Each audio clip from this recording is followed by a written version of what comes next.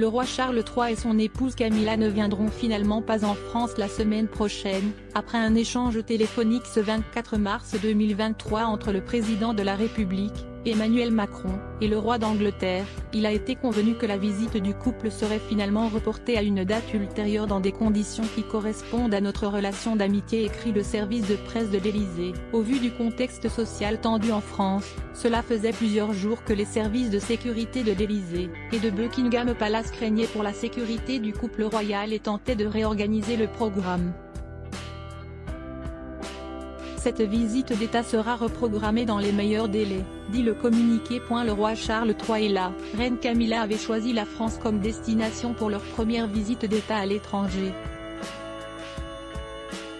Le père du prince William devait arriver à Paris le 26 mars prochain. Banquet à Versailles, visite et hommage étaient organisés, pour que le séjour du couple royal soit le plus plaisant possible dans la capitale, avant une escale à Bordeaux.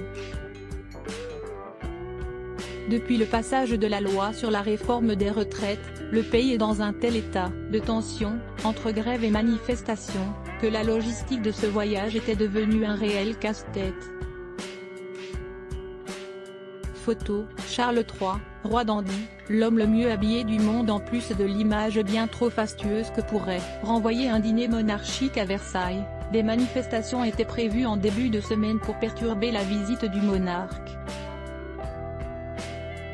Dans un communiqué dévoilé par la CGT Culture à la suite de l'Assemblée Générale du mardi 21 mars, les 130 agents du mobilier national et des manufactures de tapisserie avaient indiqué reconduire leur mouvement de grève en protestation de la réforme des retraites. Nous sommes tout à fait conscients qu'en fin de semaine, le roi d'Angleterre sera accueilli en France et que nos services seront sollicités. Ce sera sans nous. Nous sommes solidaires des travailleurs anglais, en particulier de la culture, British Museum, Wallace Collection, qui sont en grève depuis des semaines pour l'augmentation des salaires, avait ajouté le communiqué. Crédit photo, agence Best Images.